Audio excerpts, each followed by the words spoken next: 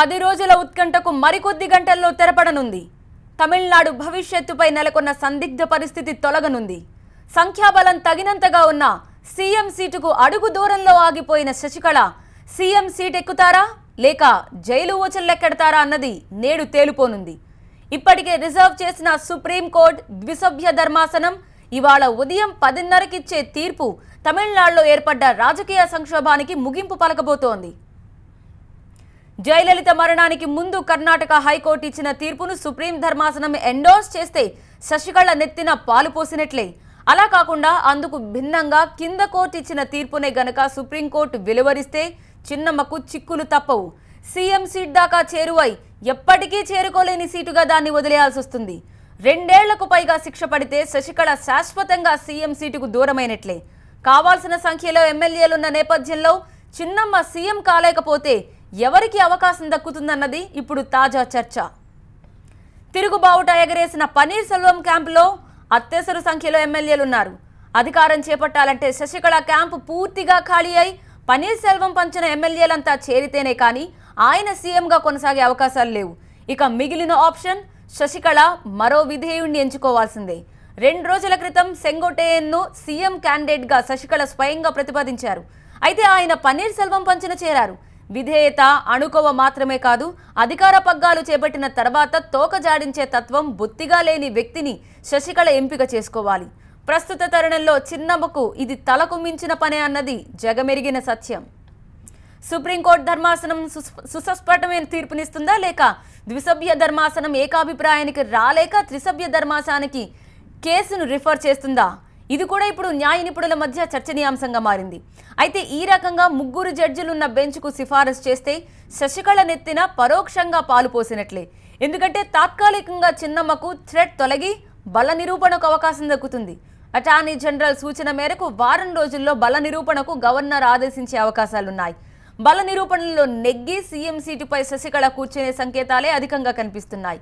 ఎందుకంటే సభలో బల నిరూపణకు 117 సభ్యులు కావాల్సిన నేపథ్యంలో చిన్నమ్మ శిబిరంలో ఆల్రెడీ 119 మంది ఉన్నట్లు పోలీసులు తేల్చారు. త్రిసభ్య బెంచ్ విచారణ జరిపి తీర్పు వెలువరించాలంటే మరికొంత సమయం పడుతుంది. ఈలోగా శశికళ సీఎం సీట్ను అధిగమించి సీట్లో కుదురుకునే అవకాశం లభిస్తుంది. శశికళకు గోల్డెన్ ట్యూన్ డే అవుతుందా లేక మంగళం అనే అమంగళం వారంగా మాగిలిపోతుందా? ఇంకొన్ని గంటల్లో తేలిపోనుంది. 10:30కు సుప్రీం ధర్మాసనం వెలువరించే తీర్పు తమిళనాడు ఫేట్ను ఖరారు చేయబోతోంది. రాష్ట్రం సంగతి ఎలా ఉన్నా 10 రోజులుగా ప్రతి వ్యూహాలతో బిజీగా ఉన్న శశికళ పన్నీర్ సెల్వం భవిష్యత్తు మాత్రం తేలిపోబోతోంది.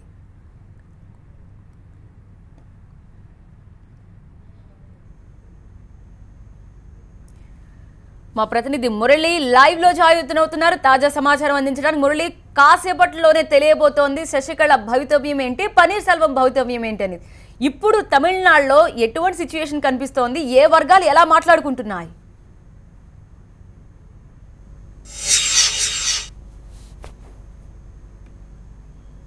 దాదాపు 10 రోజులుగా జరుగుతున్నటువంటి ఈ రాజకీయ ఊహించని పరిణామాలకు మరికొద్ది గంటల్లోనే తెరపడేటువంటి అవకాశం ఉంది. అయితే దీన్ని ముఖ్యంగా శశికళ వర్గమే చాలా క్షణక్షణం ఉత్కంఠభరితంగా గమనిస్తోంది. కోర్టు తీర్పు ఏ విధంగా ఉండబోతుంది. ఇప్పటి వరకు కూడా అనేక ప్రయత్నాలు చేశారు. చేజారిపోతున్నటువంటి ఎమ్మెల్యేలను కాపాడుకునేందుకు ఎమ్మెల్యేలతో పాటే క్యాంప్లోనే రిసార్ట్లోనే శశికళ కూడా రాత్రంతా కూడా అక్కడే బస చేశారు. గత 3 రోజులుగా కూడా ప్రతిరోజు అక్కడికి వెళ్తూ ఉన్నారు. ఇప్పటికే చాలామంది ఎమ్మెల్యేలు కూడా అక్కడి నుంచి చేజారిపోయినటువంటి పరిస్థితి. దాదాపు 134 మంది ఉన్నటువంటి ఎమ్మెల్యేల సంఖ్య ఇప్పుడు 119కి చేరింది. సో ఇలాగే కొనసాగితే కనుక పన్నీర్ సెల్వంకు మద్దతు పెరిగిపోతున్నటువంటి నేపథ్యంలో మరోవైపు కోర్టు కేసు తీర్పు రాబోతుందని ఇంతకాలం కూడా అది కొంత నెగిటివ్గా ఉన్నటువంటి పరిస్థితుల్లో ఇప్పుడు ఒక్కసారిగా మారినటువంటి పరిస్థితులతో కొంత ఉత్కంఠకు తెరపడేటువంటి సమయం వచ్చింది. మరికొద్ది గంటల్లోనే తీర్పు వస్తే కనుక ఏం జరగబోతుందనేది కూడా పూర్తి స్పష్టత వచ్చేటువంటి అవకాశం ఉంది. గవర్నర్ కూడా దీనిపైన ఒక నిర్ణయం తీసుకునేటువంటి అవకాశం ఉంది. సో మరోవైపు ఇప్పుడు ప్రస్తుతం మనం చూస్తున్నాం పోయస్ గార్డెన్లోని శశికళ ఉంటున్నటువంటి వేదా నిలయం సమీపంలో ఉన్నాం. ఇక్కడ ప్రతిరోజు ఉన్నటువంటి వాతావరణం ఇవాళ ఉంటున్నటువంటి వాతావరణం మనకు అర్థమవుతుంది.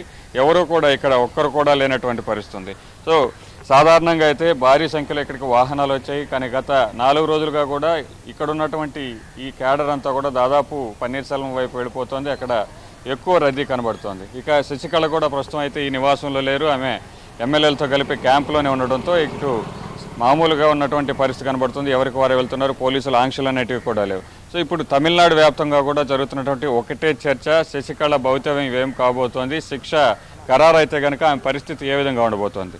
సో ఇప్పటికే ఎమ్మెల్యేలు 119 మంది ఎమ్మెల్యేలు మాత్రం ప్రస్తుతం ఉన్నారు. ఒకవేళ కోర్టు వ్యతిరేకంగా తీర్పు చెప్తే కనుక ఎమ్మెల్యేలు ఎవరైనా సరే వ్యతిరేకంగా వెళ్ళిపోయి శశికళ చెంత నుంచి బయటకు వెళ్ళిపోతే కనుక ఆమెకు ఆస్కారం కూడా ఉండదు. ఒకవేళ శిక్ష ఖరారు కానటువంటి పరిస్థితుల్లో ఆమె ప్రభుత్వాన్ని ఏర్పాటు చేసేటువంటి అవకాశం ఉంది. ఇప్పటివరకు కూడా అందరూ కూడా క్యాంప్లోనే ఉన్నారు.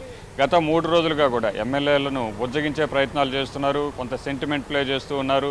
వాళ్ళతో కలిసి అక్కడ బస్ చేయడం అనేది ఇంకా వాళ్ళని చేజారిపోకుండా వాళ్ళలో ఒక గట్టి నమ్మకాన్ని కలిగించే ప్రయత్నం చేస్తున్నారు. గతంలో జయలలితతో పోల్చి చూస్తే కనుక శశికళకి కొంత అడ్వాంటేజ్గా మార్చుకునే ప్రయత్నాలు చేస్తూ ఉన్నారు. రైట్ మురళి, సెంగుటేన్ కాకుండా ఇంకొక పేరు ఏమన్నా వినిపిస్తోందా?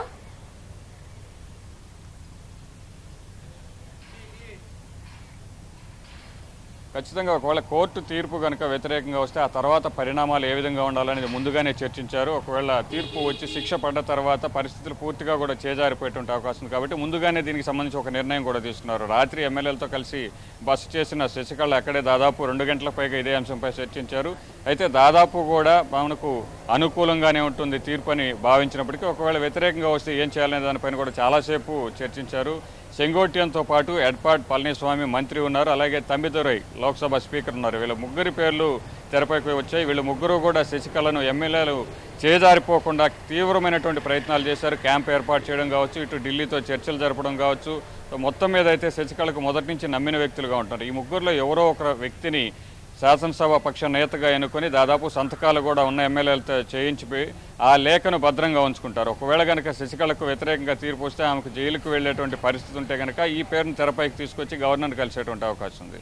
సో ఈ నేపథ్యంలోనే ఇటు పన్నీర్ సెల్వం కూడా చాలా ఆసక్తిగా గమనిస్తోంది. ఉన్నటువంటి సంఖ్య శశికళ వద్ద 119, అంటే మ్యాజిక్ ఫిగర్కి ఒక్క సీటు మాత్రమే ఎక్కువగా ఉంది. సో ఏమైనా జరగచ్చు. ఒక 4-5 ఎమ్మెల్యేలను బయటకు తీసుకొచ్చినా కూడా శశికళ ప్రభుత్వాన్ని ఏర్పాటు చేసేటువంటి అవకాశం లేదు. దీన్ని డిఎంకే ఏ విధంగా క్యాష్ చేసుకోబోతుంది. ఇప్పటికే మొదటి నుంచి కూడాను కొన్ని సంకేతాలు ఇచ్చింది. పన్నీర్ సెల్వంకి అవసరమైతే తమ మద్దతు ఇస్తామని చెప్పింది. కానీ ఇప్పుడు నిన్న ఉన్నట్టుండి అత్యవసర సమావేశాన్ని ఏర్పాటు చేసి తమ నిర్ణయాన్ని ప్రకటించింది. మేము ఎవరికి మద్దతు ఇవ్వబోము అనేటువంటి విషయాన్ని కూడా ప్రకటించింది. Right, thank you Murali, updates అందించిన